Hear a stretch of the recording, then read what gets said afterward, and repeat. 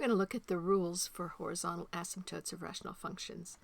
This is really a PowerPoint that I made years and years ago for a pre-calculus class, and it's not acting exactly the way I designed it because I'm in a different kind of machine. But we're going to make the best of it because I don't have time to do it over again. In order to find the asymptotes of rational functions, for horizontal asymptotes, we only have to consider the leading coefficient or the highest powered term in both the numerator and the denominator. All the other terms you can ignore. You just have to zone in on the highest powered term in the numerator, the highest powered term in the denominator. You'll see what that is here in a little bit. But get that straight. That would be really good if you get that in your mind. Compare the highest power of the numerator with the highest power of the denominator. Okay? Let's consider there are three cases. There's lower power over higher power, there's same over same, and there's higher over lower. So we're looking at lower power over higher power. We'll talk about what that means in a minute. Lower power over higher power. There will be an asymptote at y equals 0. If you meditate on this, this will seem to make some sense. I put this little caterpillar over top of this mushroom. He's smaller than the mushroom. Compared to the size of the mushroom, he is 0. Now here are two examples. When I made the PowerPoint, I made it so that those little arrows were twirling and came in at the end. So just ignore them and pretend they come in at the end. There's two functions. I chose them. They're sort of typical. X plus 2 and over x squared plus 4.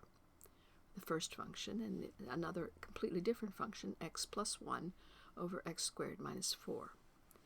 There can be many other terms, but the only thing we have to worry about in the first equation is the x and the x squared. And in the second equation, the x and the x squared. The x on the top is to the first power, and the x squared is the second power. So you have a lower power over a higher power. Doesn't matter if there were 5x or 15x squared, anything like that wouldn't matter. It's just the power. So if you have a lower power over a higher power, 100% of the time, the horizontal asymptote is going to head out to 0. Now, the only difference between these two, and why I picked them as examples, is one of them has vertical asymptotes as well as horizontal ones. Let's look at this first one. You see x squared plus 4 being positive there is no real number that can make that denominator 0. So there are no breaks in this graph. It's continuous.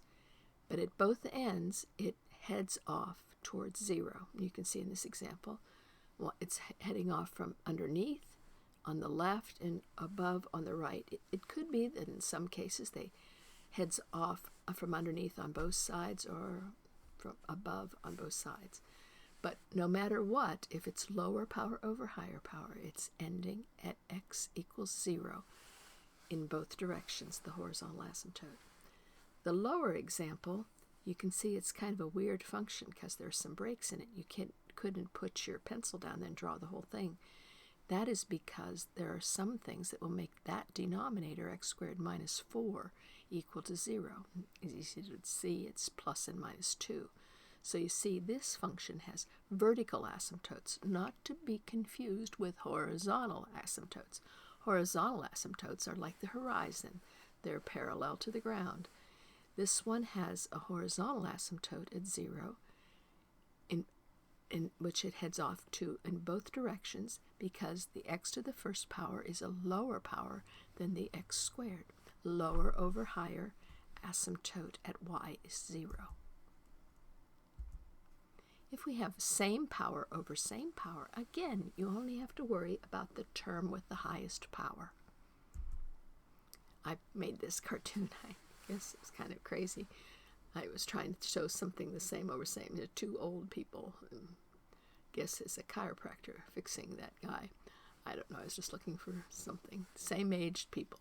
Same over same. Neither one is more stronger than the other. When we have an asymptote at the ratio of the coefficients of those highest powered terms. So we've got same over same. See, in the first equation, you have an x squared and an x squared. In the second equation, you have an x to the first power and an x to the first power. Ignore all the plus 2 and the plus 1, the plus 2 and minus 1. They don't have anything to do with the horizontal asymptotes.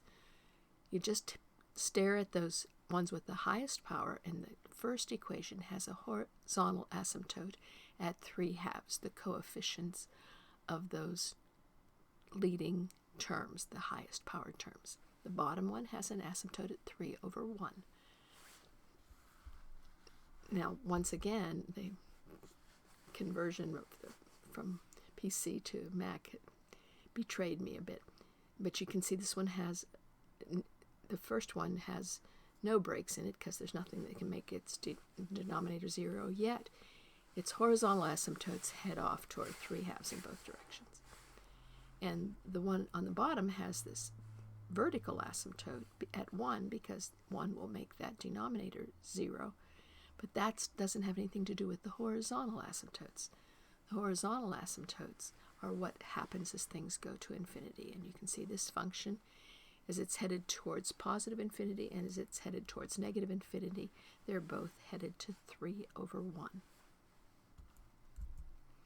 If you have a higher power over a lower power, there is no horizontal asymptote. Think about it for a while. If you had like an x to the 6th over an x to the 4th, no matter how big the x got, the higher power thing is going to win. It's going to get to a bigger number, so it's going to always head off getting bigger and bigger.